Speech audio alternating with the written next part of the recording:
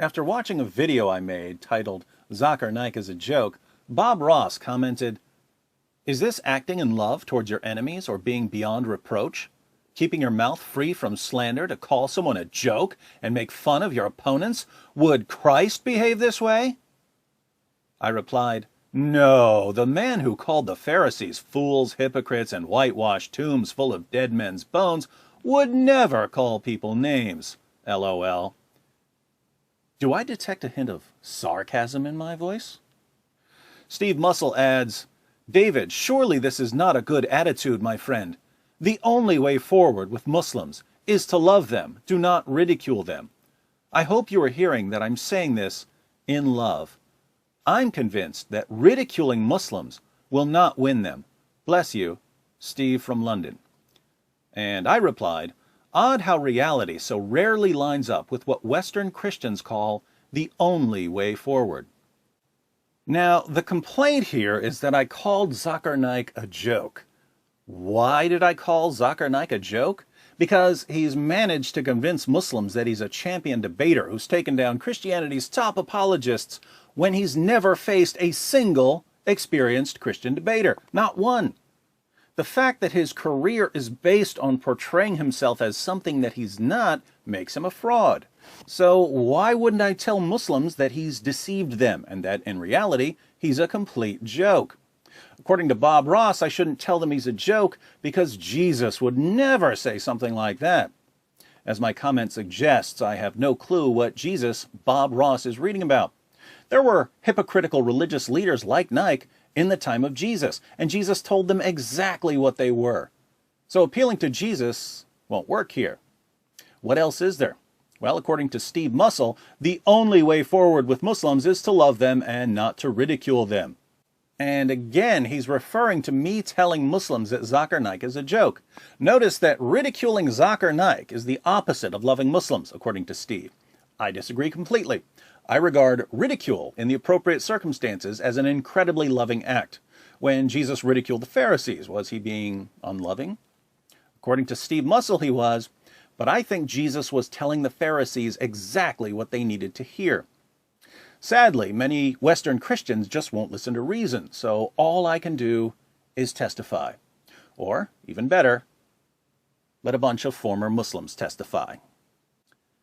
Name omitted because the penalty for leaving Islam is death writes, "Hi, David. I'm name omitted because the penalty for leaving Islam is death. I live in Turkey, also raised, and through grace I am a newborn Christian. You have shaken Islam, proving it wrong, proving that Jesus is the way. I would love to save my family and friends and all of Turkey so that they may be born again. I want to give you a salutation of respect and thankfulness. Without you, I would still be lost in the darkness of Islam. But through grace and through your preaching, I am born again. Thank you so, so much, my wonderful friend." Name omitted because the penalty for leaving Islam is death writes, "David, I'm sure you're familiar with me by now. You've commented on my previous comments on a few of your videos, but it didn't go that well. As a Muslim from birth, I found your channel through a friend of mine who happened to be an atheist. I constantly refuted your videos, saying, Muhammad never did this, Islam is not like this and that. But I couldn't refute you with any rational approaches. After watching a few of your videos, my faith in Islam weakened, and by God, this weakening truly broke the chains of Islam that surrounded me, and I proclaimed with my tongue, this religion is nothing more than a religion that was inspired by Satan himself. So, proudly and joyfully, I left Islam about 4 to 5 days ago.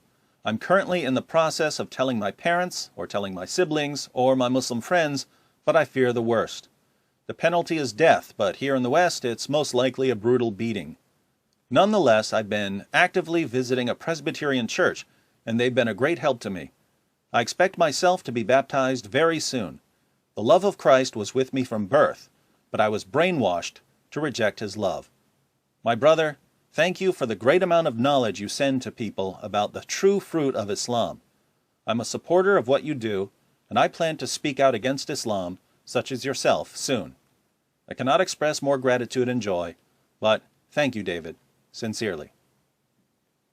Name omitted because the penalty for leaving Islam is death writes, I now know that Muhammad was a false prophet.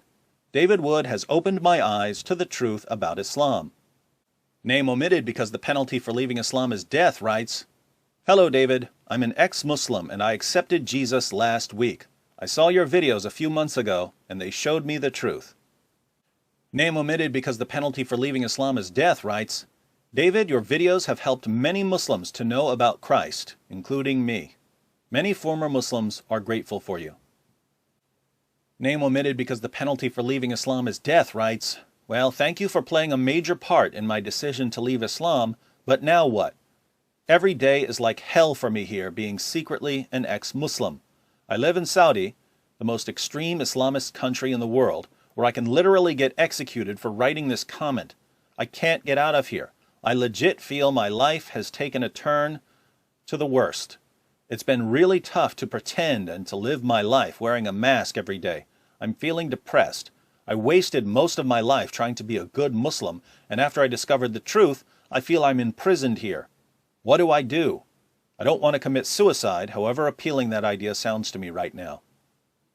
I haven't been reading my responses in this video, but this is an important one. I say, Hi brother, things may be rough now, but we're the first generation of non-Muslims who can successfully deal with Islam as an ideology on a large scale.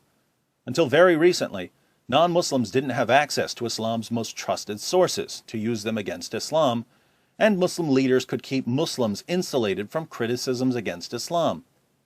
But all of the major Islamic sources have now been translated, and we can reach anyone with internet access. Since Islam simply cannot withstand criticism, Islam is going to crumble. You get to sit back and watch. As for what you should do now, here's the gospel. Name omitted because the penalty for leaving Islam is death writes, Thank you, David. You reached me through YouTube. We were lied to at Muslim schools and misled. I am very grateful to you. Name omitted because the penalty for leaving Islam is death writes, I always watched Zakir Naik videos. I thought whatever he said was truth. Now I research on what he says. You have opened my eyes, David. I left Islam too. I am free. I am Indian, so I can do anything I like. You are doing a good job. Name omitted because the penalty for leaving Islam is death writes, Thank you, David, for helping me leave Islam. For a long time I wanted to know why are so many Muslim countries so horrible and backwards?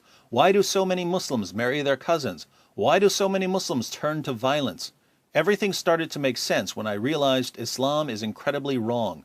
I'm thinking about converting to Christianity. Once again, keep up the good work, David.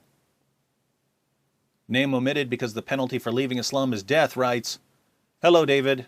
I grant that you get messages like this daily, but I would like to show my appreciation to you. I'm an ex-Muslim. I left Islam in February of this year. This comment was from last year, so this would have been February of 2016. I'm an apostate. I left Islam after being unable to defend the Quran, and especially Muhammad, from the backwards, evil actions of the Quran and Muhammad himself.